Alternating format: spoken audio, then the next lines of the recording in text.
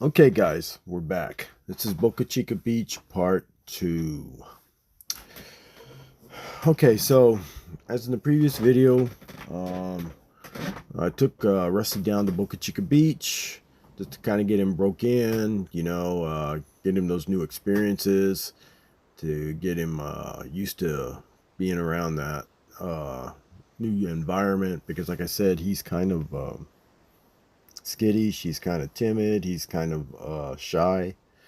So it takes him a little bit longer to process stuff than Cassie did. Cassie was just a go-getter. I mean, she'd jump right in with all four paws and go. Rusty's more conservative. So he's been learning how to ride in the truck. It's been an experience for him too, just riding in the truck and then out here. So took him down there to Boca Chica yesterday, which was Labor Day. We went down on Labor Day. And I was surprised. I was expecting there to be more people out there on Labor Day at Boca Chica Beach, but there wasn't. There wasn't that many people at all. A few people at the jetties, and then just sporadically up and down the beach, onesies, twosies, and that's it. But anyway, look at that. It was a beautiful sunrise, guys. Granted, we didn't capitalize. We didn't get anything. I mean, that really wasn't the main purpose of going down there. The main purpose of going down there was getting Rusty into the groove of learning these things, because eventually he's going to be on the boat with me when we get back in the water, and he needs to get used to being around water and the sounds and the noises of the birds and everything, just to that way he copes with it, to see if he's going to, cope with it. But we did take some artificials with us and just try it out a little bit here and there, up and down. And in hindsight, now that I'm looking at, well, when I reviewed the first video, now that I'm looking at it, I would what I should have done, these are just some takeaways. First thing, I should have went straight to the jetties. I should not even stopped off here up and down the beach and worked my way down to the jetties. I should have went to the jetties, hit that spot first, and then when all else was expunged there, then I should have came back and periodically hit spots up and down the beach on the way back to the access to Highway 4. So next time that I go down there, that's what I'll do. Because as you saw in the other video, the jetties was pretty calm. And usually it's not like that. Usually the waves are coming in and they're washing up over the rocks. But it was a relatively calm morning. I mean, you could get right down to the water's edge and not get wet. And that doesn't happen that often on the jetties. But I was surprised that there wasn't more fish running up and down along the edge of the rocks there with that calm water like that, searching for bait. But of course, it wasn't the ideal day to go fishing anyway. I think the good fishing days are coming up. I think it's like another week and a half we got, and then it's going to be, I think, either new moon, full moon, and the fishing's supposed to be really good. And you got to remember, we're transitioning from summer into fall. September, the fishing's going to pick up in late September, and then October, boy, October, especially in the surf, the best time of the year that I recall. Like I said, I had not been down to Boca Chica in 12 years. And let's put it this way, I have not surf fished in probably 12 years either. So it's been a good long dry spout. But what I recall is the best time to fish the surf is in October. October, early November. That's the best time when you're going to catch the most fish fishing in the surf. And as you see here, if you look at it, the waves were a little higher than what I was expecting. I was hoping it to be a little bit more calm, kind of like how it was over at the jetties, on the jetty side, on the channel side. The waves were just a little bit bigger than what I was expecting, because when I was looking at the forecast, I was expecting it to be a little bit smoother. You can see how it turns up the water. because you got to go about 250, 300 feet out, or not feet, really yards, probably 350 yards out, to where the water is that blue-green, or greenish blue. And you see how it's all churned up here. So I started off on the edge, and then I ended up wading in to up to my waist. I had to get rid of my wallet and my phone to do that.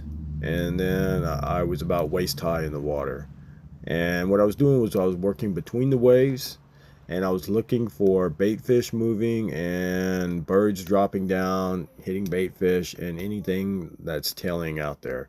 So I saw a few tails, I saw some bait fish, I saw a few birds every now and then dipping down, but no success. I just think that the water was too churned up, and this is another reason why. When I was looking how churned up the water was, that's why I went with that chartreuse wake bait right off the bat, because it stands out in that kind of water. So I think I picked the right choice of wake bait to use in the color of water that I was in, but I just don't think that there's anything there or anything that was really interested in it and at that moment.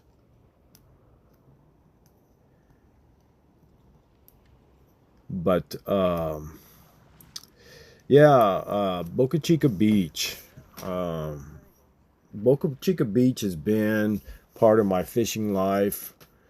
I got good memories from Boca Chica Beach. It goes way back when I was a kid. My dad used to take us down there, and we used to fish in the surf.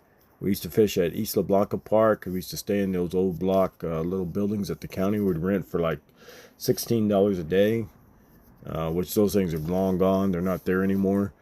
And then also we'd spend time, we had a trailer, and we'd spend time at Boca Chica Beach. One year, just goes to show you as I was growing up, we were in the 4-H, and my sisters were eventually like in the FFA, but the 4-H used to sponsor fishing tournaments. A lot of people don't know that.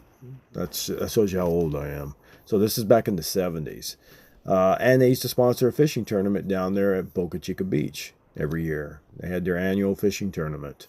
And my dad, I got to dig it out. I think I got his trophy here somewhere. He won, it was in the late 70s, I believe, or about 79, I think it was. He won the trophy for the biggest redfish caught on Boca Chica Beach. And it wasn't that big. I mean, it was probably, what you see nowadays, the average 28 inches right there somewhere, 27, 28. But it was the biggest one that was caught that day for the fishing tournament. And he caught it right there in the surf on his old Abu Garcia reel and pole, 10-foot pole that he had. So I got a lot of memories with Boca Chica Beach. And when I lived in Brownsville, I used to spend a lot of time there too. We used to camp out down there. We used to catch crabs and cook crabs down there. And then of course fishing there, fishing jetties, fishing the cove, fishing the entrance to South Bay. All that, you have access to all that there off of Boca Chica Beach. But this time it was different when I went down there. I mentioned it in the other video. I was going to fly my drone, and I always get my drone footage early in the morning before the wind picks up, because that's the best time to get the most stable video and the cleanest video. And you got the warmest light. You don't have a lot of contrast. But when I shot my drone up, next thing I know, Cameron County showed up, and then a few minutes later, the security from SpaceX showed up. So apparently,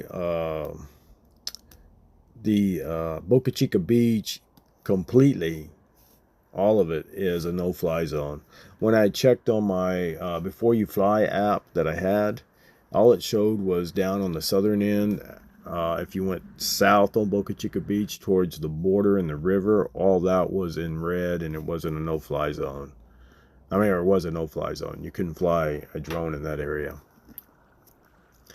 But the security people corrected me. They showed me another um, page on the FAA's website besides Before You Fly. And it shows there that they have what they call a temporary, what is it, TRF or something, or FRT or something like that. It's a temporary no-fly zone. And basically, it really isn't temporary. It's in effect all the time, because just because SpaceX is being there now, that since now that SpaceX is at Boca Chica Beach. And so I looked into the other apps, and I finally found one that shows everything. And yes, and actually it shows not only from the border, because what this guy told me was, what the security officer told me was that it was Boca Chica Beach and all the way back to Massey's, which is, if you guys don't know, Massey's is a gun range down there off of Highway 4. He's been there for a long time. So that's pretty far. I mean, that's pretty far back. You're talking, that's probably, well, heck, I guess it's 5 miles. I guess because he said it was a 5 mile zone. So I guess that's about, Massey's is probably about 5 miles from there, from the beach. But what he didn't mention, which I noticed on this app, is also as a no-fly zone that's tied into this, is from Isla Blanca Park all the way to the Queen Isabella Causeway. So from the Queen Isabella Causeway all the way to the southern tip, which includes the jetties and Isla Blanca Park, is a no-fly zone for drones also. It's got that TRF, temporary restriction of flight. That's what it's called, TRF. So temporary restriction of flight. So just a little FYI, because I didn't know. I mean, like I said, I always check my app before I go fly. And generally when I fly, I'm out there on the water. I'm out in the middle of nowhere. And there is no, there is no fly zones out there, because you're on the water. But here, this one does have it. So if you're in South Bay, you can't fly your drone off your boat in South Bay, because South Bay is in that no-fly zone also. And of course Boca Chica Bay too, which you can't even get to anymore. So that's something that that's why I'm saying it's kind of not the same anymore. The Boca Chica I remember is gone. I mean, it's gone. And I can see it. I can see eventually, because just driving down there, like I said, I had not been down there in 12 years. The last time I was down there, all SpaceX had was a trailer house with a fence around it, just parked right north of Boca Chica Village. Well, Boca Chica Village is completely gone. So apparently everybody sold out there pretty much. I read somewhere that there was one holdout still there, but everybody else sold in that entire village. It sold it all to SpaceX. So SpaceX has expanded. Because when you used to fish Boca Chica Bay, you used to go into Boca Chica Village, and then you take that back road to take that curve to go around. Because if you try to come from Highway 4 to go across, you're in the mud flats and you're going to get stuck. You're not going to make it. It just sinks too much. Well, you no longer can get over there anymore. So those videos that I made in the past, where you could see me back there in 2013, those drift fishing the Lower Laguna Madre videos of just like little shorts, all that stuff's gone now. You no longer have access to any of that. And like I said, what I can see, because just by traveling down there, I didn't realize SpaceX was as big as it was there. I don't think they'll ever fly the mission to Mars out of there. But what I do believe is, yes, they're going to develop the rockets and the systems, and even future systems will be there. So I don't think that place is going anywhere. I think it's just going to expand and get bigger and bigger and bigger. Because I'd read here a while back where SpaceX had bought or was leased out, I want to say maybe purchased, over in Cape Canaveral, like 40 acres. So I think that's where, next to the Kennedy Space Center, I think that's where they're going to build their actual launching pad and everything once it comes time to go to the moon, go to Mars, and all that. I think that's where their operations are. I think this is more of like a research and development site to where they're going to always do their research and development and to, new technologies as they come about and make newer stuff. That's what I see that this place will always be. I mean, they're already forming a town down there. So, and since it's strategically important to, to the United States, um, it's not going anywhere, guys. And it's just going to get bigger. So this is what I'm trying to say is, anytime that you've had down at Boca Chica Beach, you better relish it, because I think eventually you're not even going to be able to get there. Eventually, once it gets big enough, you won't even have access. It'll be developed just like Padre Island is developed, and all beach access is going to be cut off. That's what I see coming down the pipeline. I don't know if I'll live to see that, but it will happen. It's coming, because on both sides of the road they're already developing.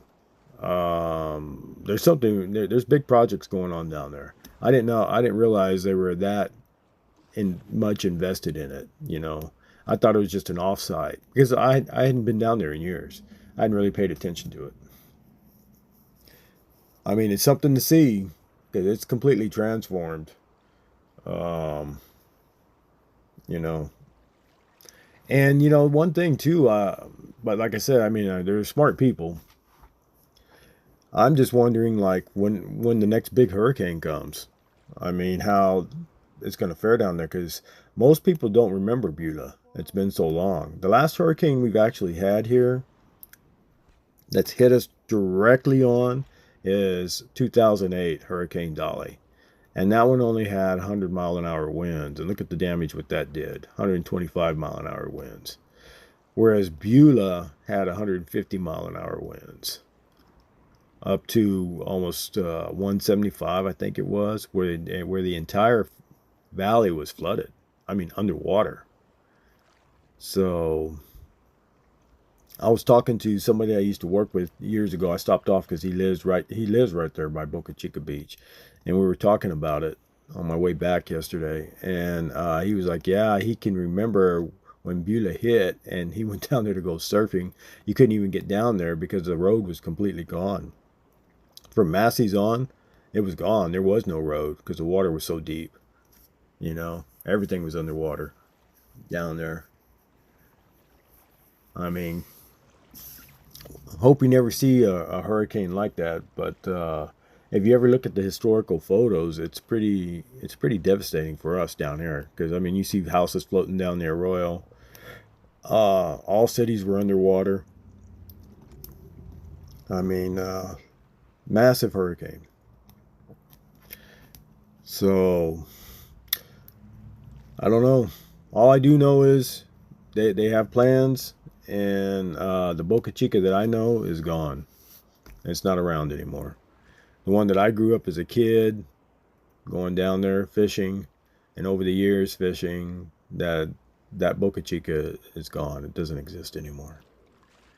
So it just lives on in my memory. But anyway, so we tried it here, like I talked about in the previous video. I used like 4 different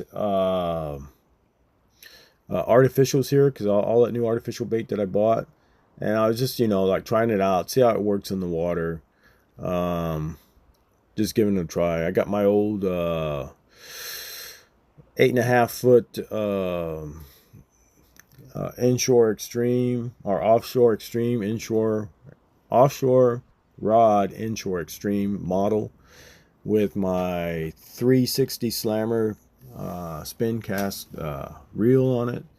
I think I'm using 14-pound suffix line with a 40-pound drop leader that's hooked to the lure. to the artificial bait. So as you can see right there, I'm about waist deep in water, but you see how the water's still kind of churned up there. You know, when I like fishing the surf, I like fishing the surf on days when the water's calm, and you got that beautiful green to bluish color. That just I don't know, it just seems like that's when the fish bite more. But the fish bite more in the surf in the fall time. So we're going into that transition to where they're going to be. It's going to be good fishing in the surf. We're going into that transition stage. That's the way I always remembered it. That you know, around October, late September, October, that's when it's really going to pick up. If you like fishing in the surf, that's the time to go hit the surf. And like in here, I was looking for breaks in the waves. So when you're going up and down the beach, what you look for, well, this is what I look for. I mean, I guess everybody's different. I look for where the waves break, where there are no waves coming in. So that's telling me basically what that is. That's a rip tide or a rip current going back out.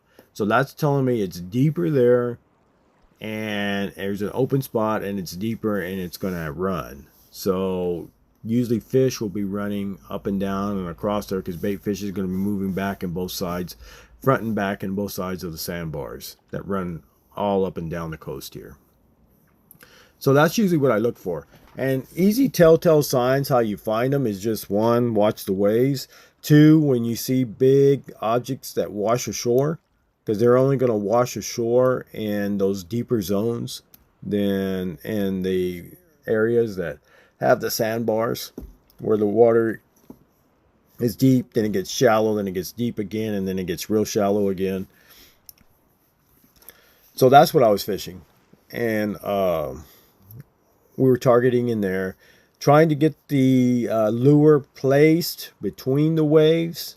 I didn't want it on top of the wave or in front of the wave. We want to try to cast between the rows of waves so that we could keep the line tight. You see how that log's there? That's why I stopped off there, because I saw that log sitting there. So that's telling me there's a deep spot right there, because that log made it all the way to shore. No problem. In other words, that there's a riptide current that pushes it all the way into shore. One going in, one going out. Simple mechanics there, you know. But no success. But it was nice, you know. There's Rusty. You see him over there? Sniffing around, getting used to all this. You know, the main thing was just to get Rusty out there. That was his first time on the beach. Get him used to, you know, those new sounds, smells, environment. Strange environment for him, you know. I gotta go pick him up because he's kind of all... looking at those tire tracks, you can't figure those little ruts out, man, of all the cars that were passing by, you know. So that's kind of got his attention. But we're gonna dust him off here. I'll pick him up, dust the sand off him before I put him back in the truck. Look at that. Oh, Rusty boy. Yeah, Rusty's his own little boy, I'll tell you that. That's one thing about him. He's Rusty. That's all I can say. Look how sandy he is, man. So yeah, we'll brush the sand off him. But yeah,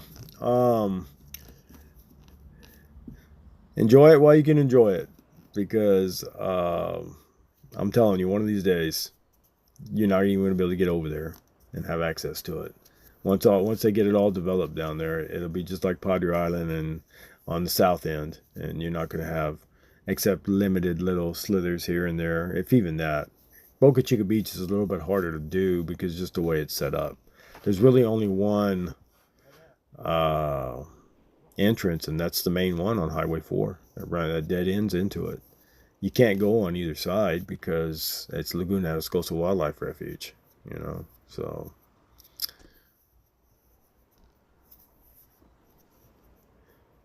But I love that, you know, Boca Chica Beach has a special place in my heart because all these years it's been undeveloped.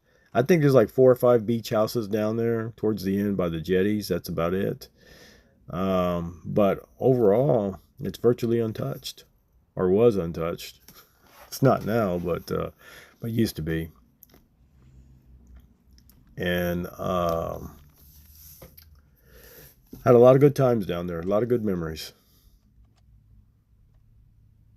You know, I have to dig out that trophy. I got to find it. I got it somewhere. But yeah, my dad won the 4-H fishing tournament for the biggest red.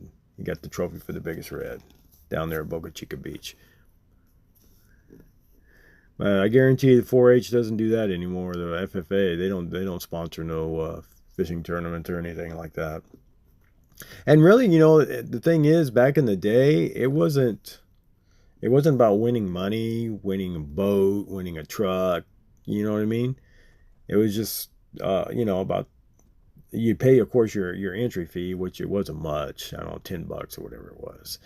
You know, because that pays for the food that's there, pays for the trophies that they hand out. It's just more for satisfaction, you know, um, being part of something instead of being, and you know, it was a competition, but not to where they dangle a carrot in front of you that you're going to win a truck and a trailer or a truck and a boat. You know what I mean? Or you get like a week at a condo or whatever it is. It was just about enjoying the day with your family on the beach fishing. That's what it was about.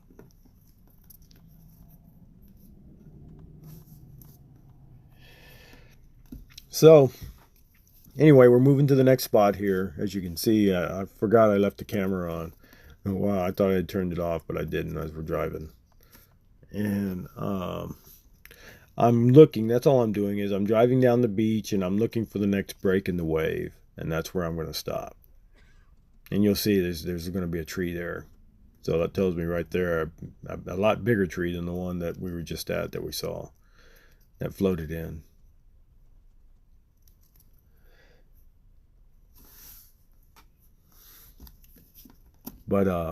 But yeah, so when you see those spots, that's what you look for. Uh, breaks in the waves. Um, Preferably birds feeding. Uh, Fish tailing, you know, all the telltale signs. Bait fish moving around, fluttering in the water because something's chasing them. That's what you look for.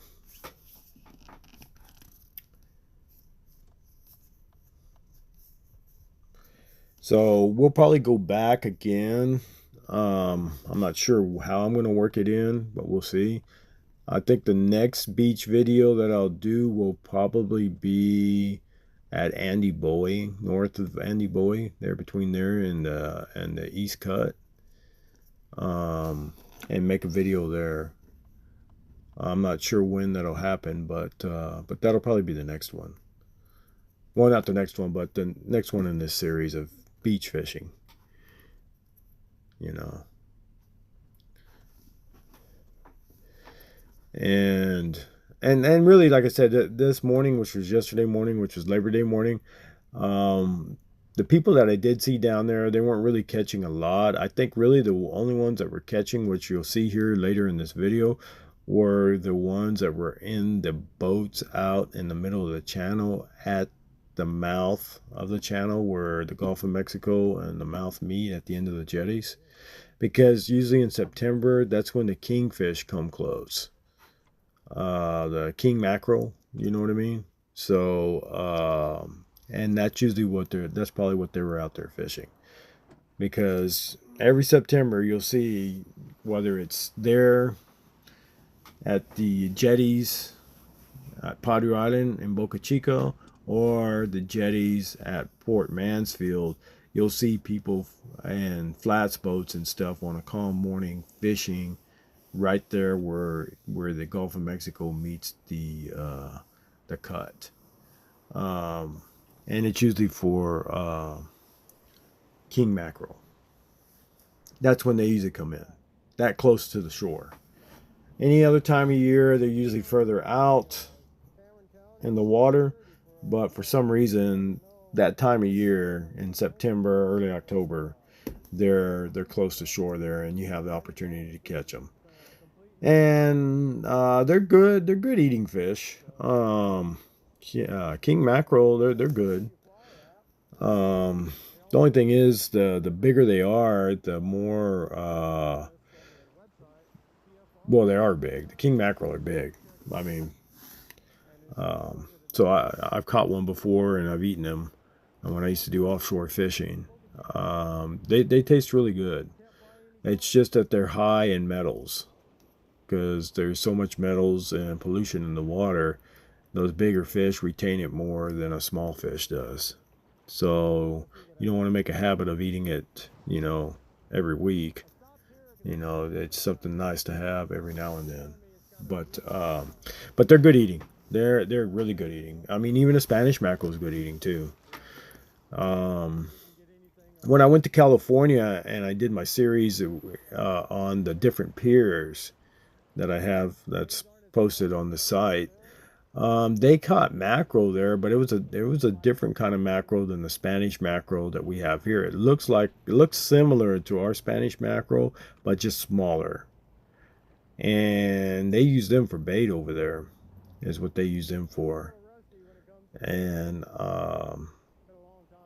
but here, I think they got to be 14 inches, the Spanish mackerel, and they're good eating. They're really good eating. And you can usually catch them up and down the ship channel there. You'll see them lighting in the water. But you got to have some thick, heavy-duty leader line because they have sharp teeth. They can cut your line real quick and real easy. So here we are. We found another spot. Same thing. Casting the old 6 cents wake bait.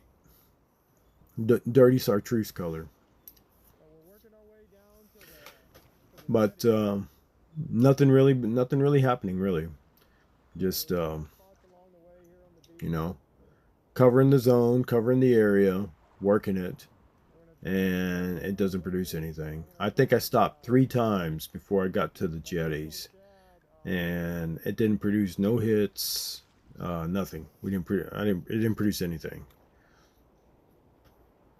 So that's why I said what I should have done is I should have just went straight to the jetties and hit that first before everybody got over there, because everybody was coming in late. As you saw, those vehicles coming behind me, I could have worked the jetties for at least an hour or 2 by myself and may have had a little bit better luck earlier in the morning than later that morning in the mid-morning. But hindsight's 20/20, man. So we know what we need to do to adjust next time that I go down there. We'll start at the jetties and work our way back.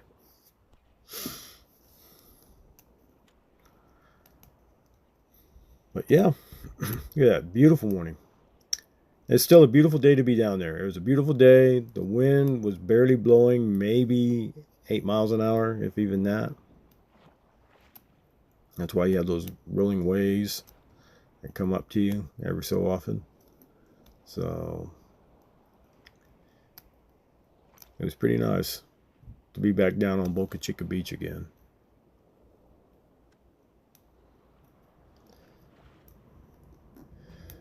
But I have to come up with a better game plan for the next time when we go down there to see if we can deliver on the next time we go. Rusty and me will have to put our heads together and figure something out different.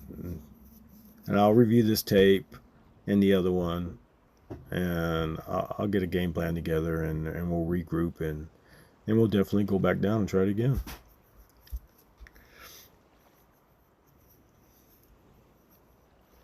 So if you watch the waves, you see how high those are. Now watch, there's going to be even a higher one. So every 4th wave, I think it is, one comes in that's higher than the others. So look, you see how they're forming back there, out there? And when you cast, you want to cast in between them if you can. That's the ideal way. It's a little harder in the surf when you got waves to be using artificial bait. Whereas if you have live bait or cut bait, You just anchor it out. You throw it out there and it stays out there until something comes along. But trying to work that current with an artificial lure is a bit tricky. You know what I forgot to do, what I should have done, what I didn't do when I made it to the jetties? I should have broke out that sonar, that big old foot-long spoon that I got from 6 Cents that they put in my box. I should have tried that bad boy out. I bet you that probably would have hooked up some of them snook. I didn't even snap to think to break that out.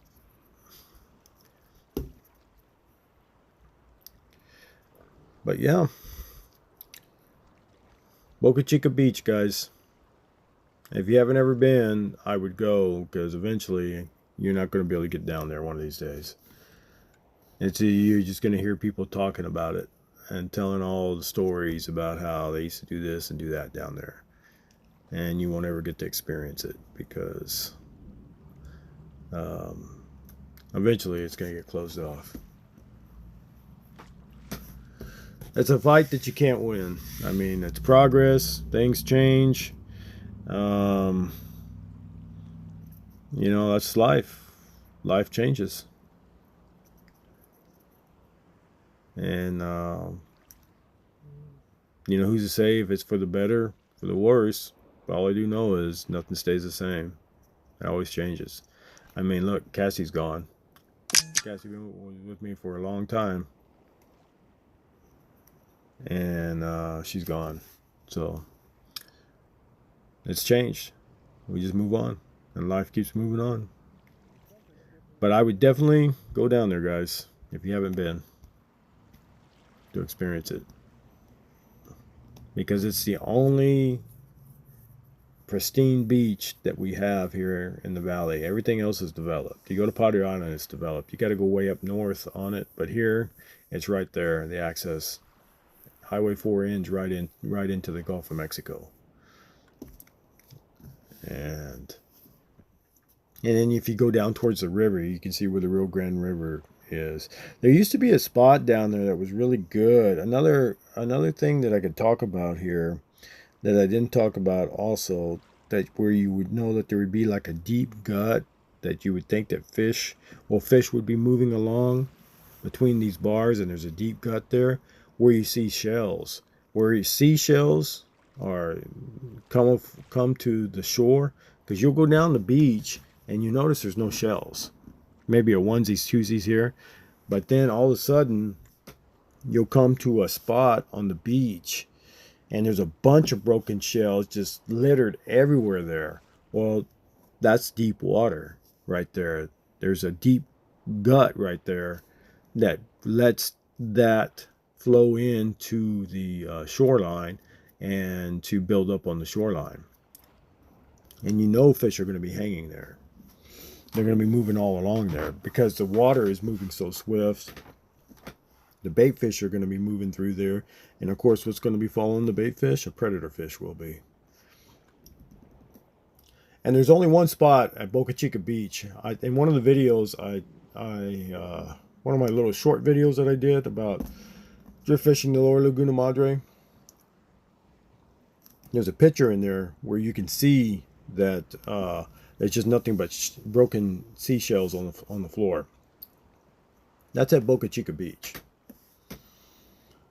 And that's on the south side. So if you go into the entrance, you turn to the right and you go south towards the river. It's right before you get to the river. That's where that was taken at. That picture was taken at. That's a good spot too. But I didn't fish the south this time. I was going north, but I should have started here. See, now we're at the jetties. This is where I should have started. And then I should have went all the way back to the river. That's how I should have done it. As you can see, there's hardly anybody there. There's a few people. There's like 6 or 7, maybe 8 cars. So you see these boats? These boats, that's what they're doing. They're right there at the end of the jetties where the jetties meet the Gulf of Mexico. And usually when you see this, you're going to start seeing there's going to be like little flats boats getting out there on calm days when it's a very calm day, because they're out there catching king mackerel. King mackerel are at the end of the jetties. They're coming close to shore. This time of year, they generally come close to shore, and that's where they hang to try to catch them. And you're talking you know, those fish are, they're good size. You're talking, you know, they're 20, anywhere 20 to 30 pounds or bigger, man. On average, about 20 pounds. So you have to make sure you're on your game, because you're gonna have a fight on your hands to get one of those big bad boys in the boat. Because they fight pretty good. They're good fighters. And like I said, they're a pretty good eating fish. But that's what those guys are doing. Yeah, they're probably catching some reds. But mainly that's what they're out there for. They're out there for the king mackerel. The king mackerel are probably already running. It just seems like it's kind of early, but I do know they start running or coming close to shore in September. And this is the first day. This is September 1st, and look, they're already out there. So they must already be running and hanging there at the right there off the drop off at the jetties.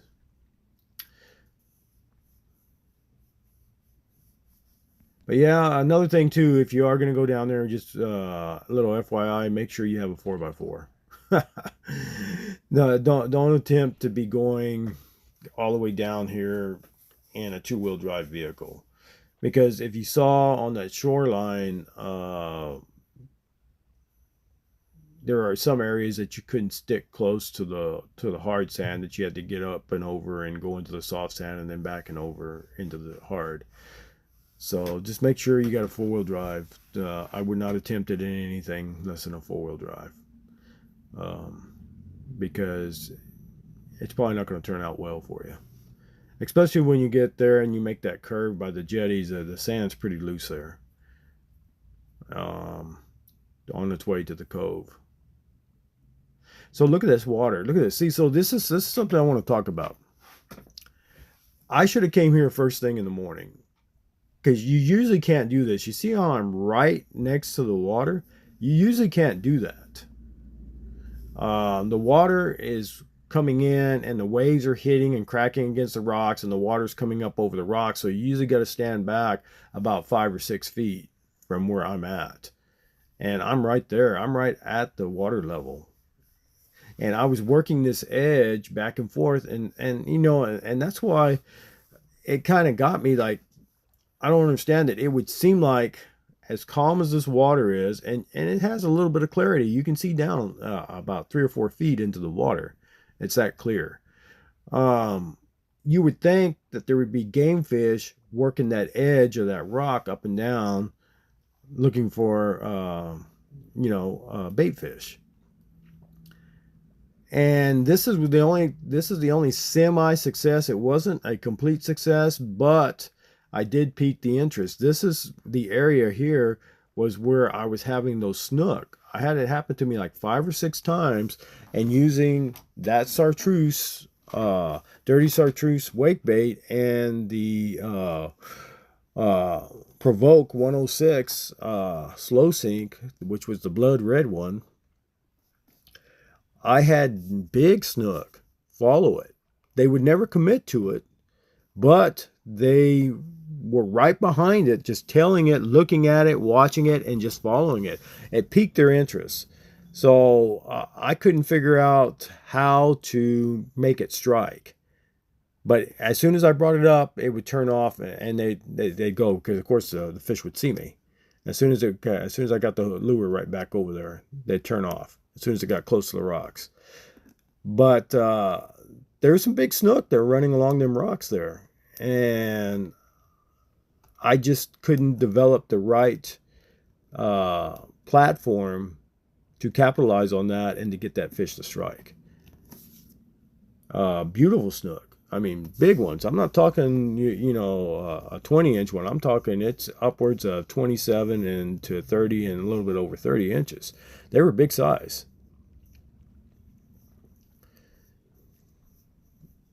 So that's something I'm going to work on too, that I'm going to see if I go back there. And I got to pick the day too, because it needs to be calm like it is there. Not to where the waves are splashing all the way up into the rocks, but a calm morning, and go a little bit earlier. And I think it may produce something.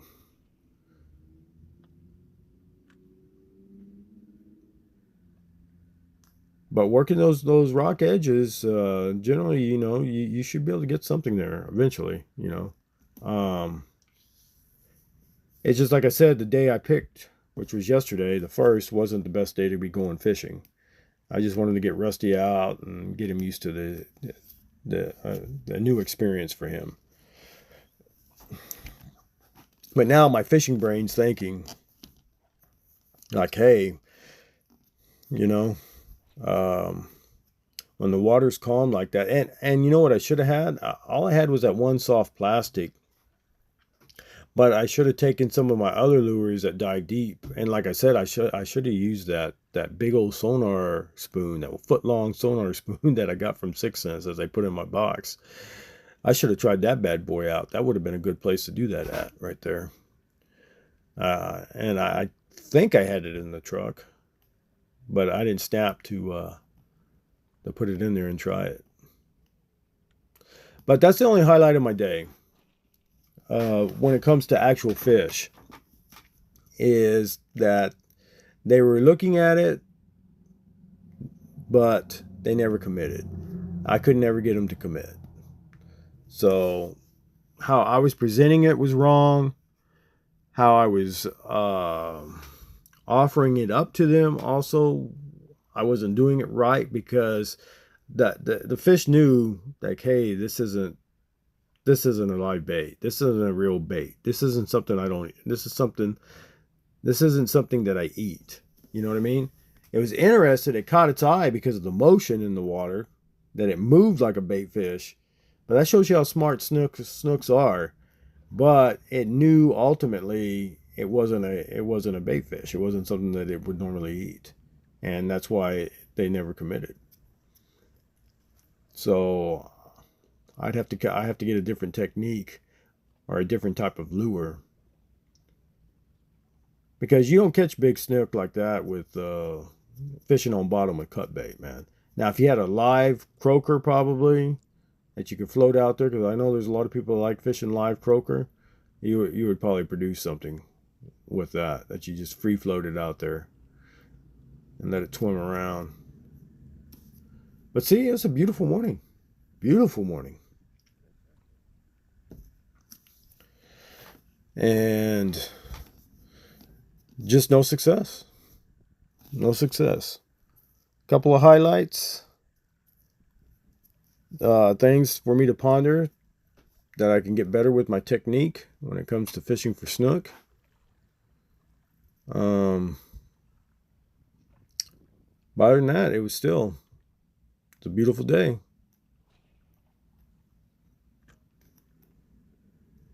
Down there at Boca Chica Beach.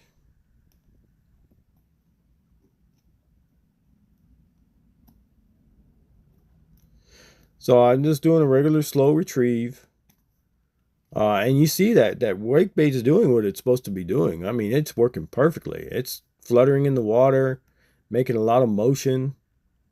I mean, look at it when it comes up. It's working exactly like what it's supposed to do.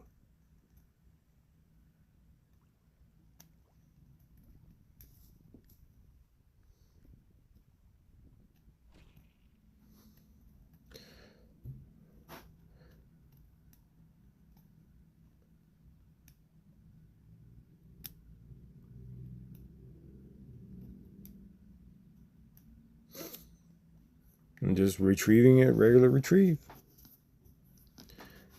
And like I said, the only ones that were looking at it were the snook. I didn't have any other fish look at it, besides the turtles popping up every now and then. But the snook were the only ones that were right behind it. See, it's working perfectly how it's supposed to work, making that motion and that fluttering. It's mimicking a bait fish when it's being chased and being, you know, erratic. But snook are smart. They're smart fish, man. Because think about it, if they weren't that smart, you'd be catching them all the time. Big ones. I'm talking the big ones, not the little ones. I mean, for them to get that big, they've been pretty smart hunters. See? That wake bait works perfectly.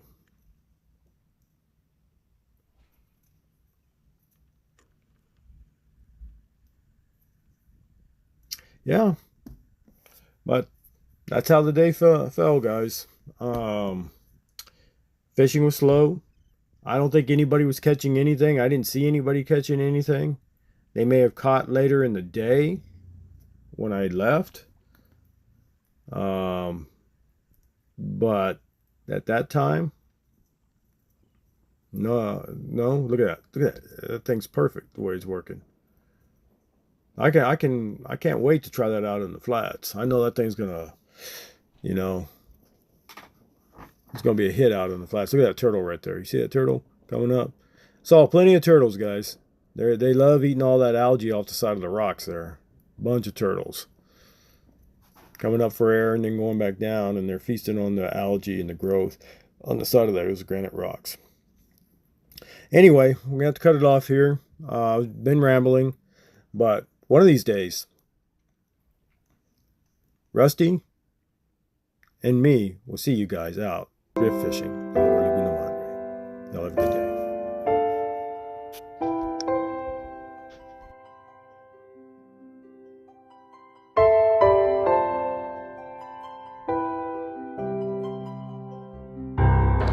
Let's get it back in the water. Good job, Cassie. Cassie. Good job, my friend. Huh? It's a good job marking up that 26-inch redfish. Let's get it back in the water. Oh, I'm gonna lock this on so I don't lose the tool.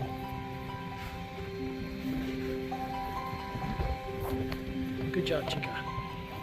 I'll put it back in. Good job.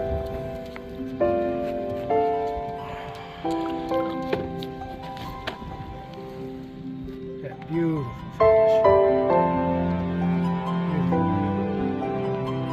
A lot of power. Love the way it hit. Hit strong and hard.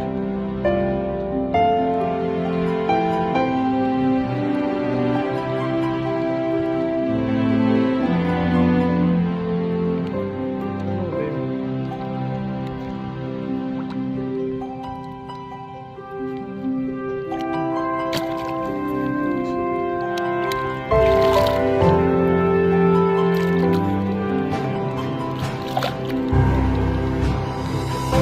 Let's try it again. Ready?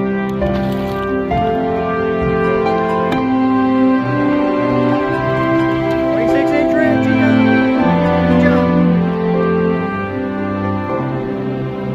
Got that mojo going. Thank you. Good job, Chica.